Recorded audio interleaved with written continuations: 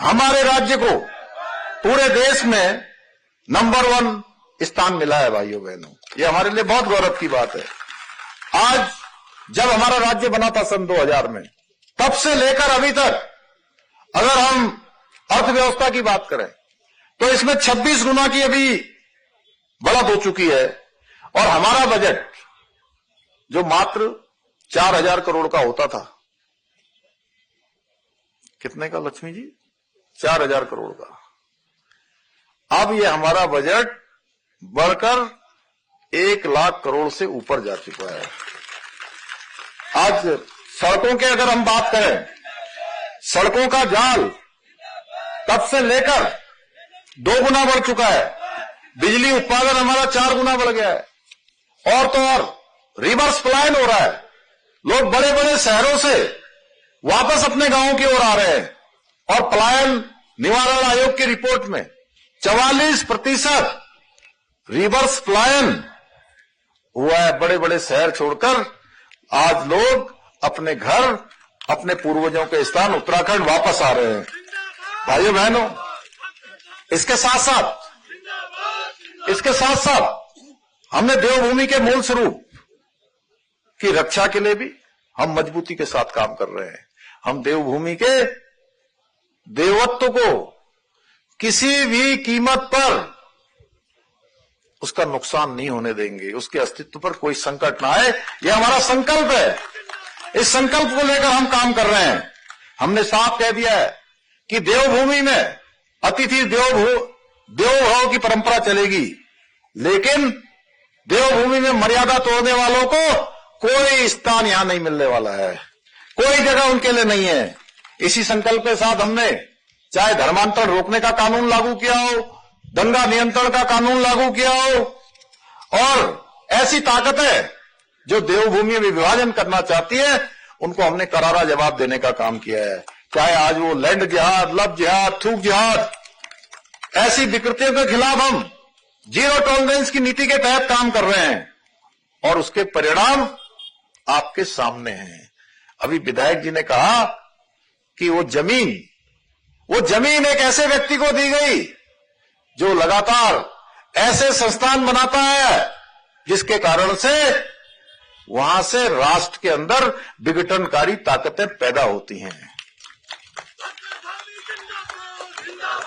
ऐसे लोगों को प्रशिक्षण मिलता है जो कहीं न कहीं तमाम प्रकार की अव्यवस्थाएं होती हैं, उनको आगे बढ़ाने वाली ताकतें वहां से बल पाती हैं। भाइयों बहनों, हमने तय किया है किसी भी कीमत पर हम यहां की डेमोग्राफी को खराब नहीं होने देंगे। 1 इंच जमीन भी देवभूमि उत्तराखंड की हम किसी को नहीं देंगे। और इसकी जांच के हमने आदेश कर दिए हैं। कल आपने देखा होगा,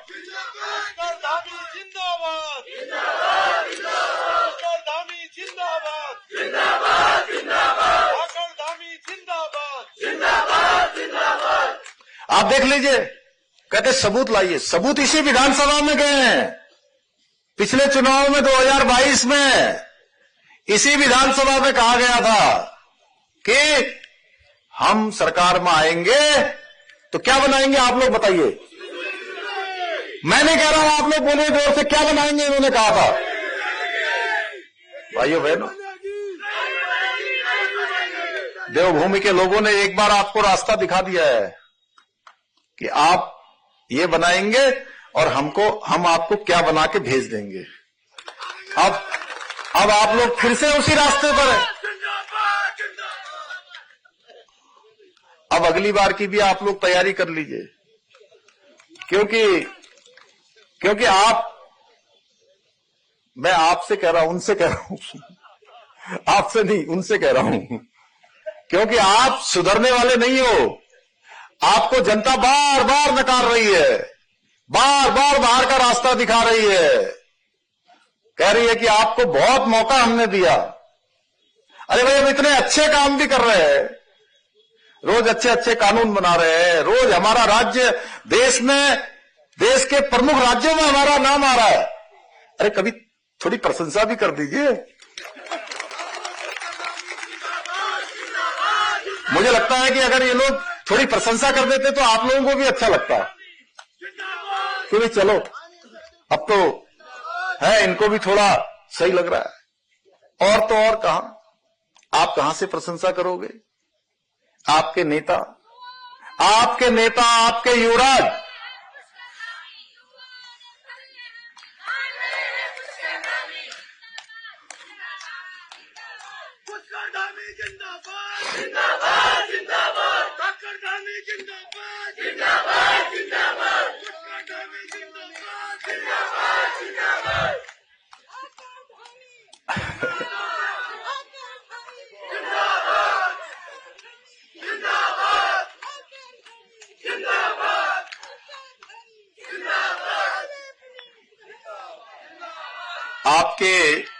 आपके पार्टी के युवराज, वो मोदी जी का विरोध इसलिए करते हैं कि मोदी जी एक सामान्य परिवार से आए हैं, और सामान्य परिवार से आने के बाद मोदी जी ने भारत को बदल दिया।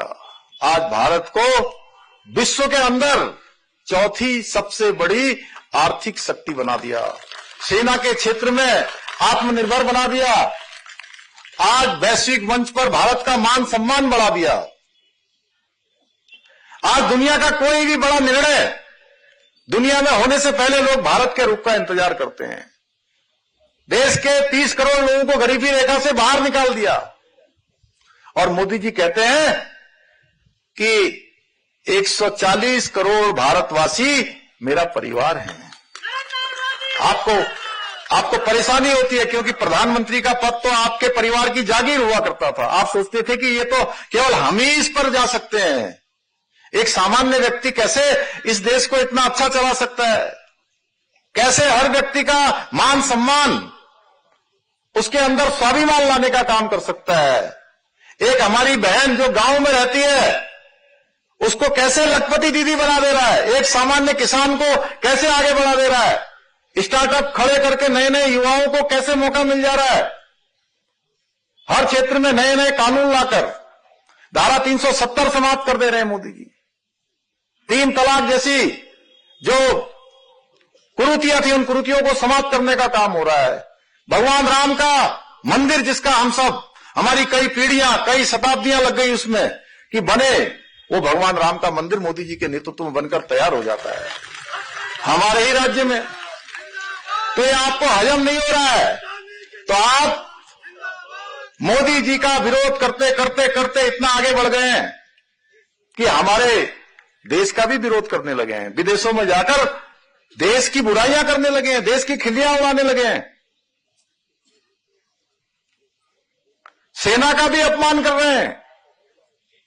जो सेना हमारी अदम्य साहस, वीरता और पराक्रम और शौर्य का, जिस सेना का इतिहास रहा है, 84 के दंगों में किस प्रकार से सिखों का कत्लेआम हुआ वो सबने देखा, और आज वो हमारे मंत्री जो भारत सरकार के मंत्री हैं रवनीत सिंह चीमा जी, उनको गद्दार कहते हैं। पूरे सिख कौम का उनके मन में क्या भाव है, क्या कांग्रेस पार्टी सोचती है, क्या उनकी पार्टी के युवराज सोचते हैं, ये पूरा देश देख रहा है भाइयों बहनों।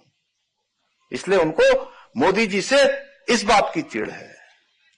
इसलिए कोई अच्छा काम हो, कितना अच्छा काम हो, हर चीज में उनको बुराई नजर आती है। भारत की संसद चलने नहीं देते हैं।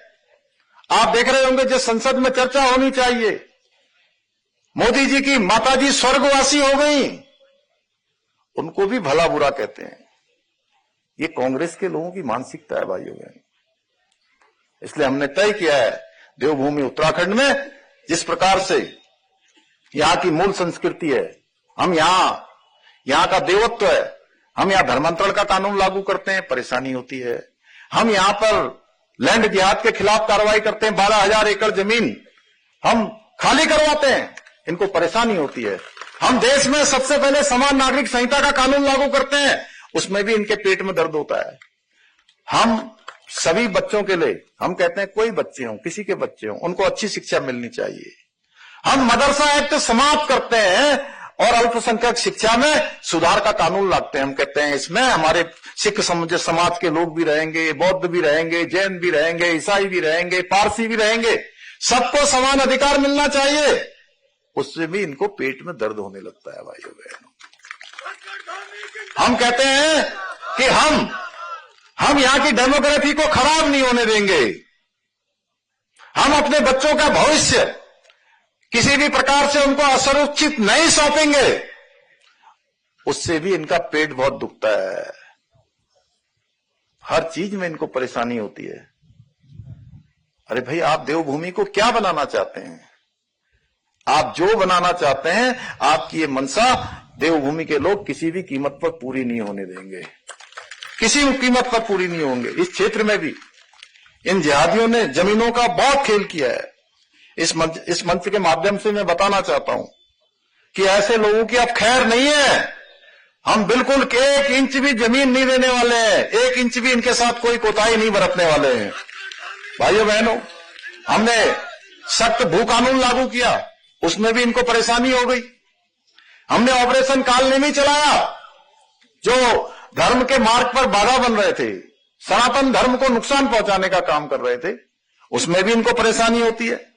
भाइयों बहनों, उत्तराखंड देश का पहला राज्य बनता है जहां समान नागरिक संहिता का कानून लागू हो जाता है। भारत के संविधान में जिसका प्रावधान किया गया है, हम सबको गर्व है, देववासियों को, देवभूमि वासियों को गर्व है। पूरे देश के लोग कहते हैं कि आपने बहुत अच्छा काम कर दिया, लेकिन हमारे इन कांग्रेस के इन मित्रों को, हमारे प्रतिपक्ष के लोगों को इसमें भी बहुत परेशानी होती है कि उत्तराखंड समान नागरिक संहिता, सबके लिए एक समान कानून लागू करने वाला राज्य क्यों बन गया? क्योंकि इनको तुष्टीकरण चाहिए भाइयों बहनों।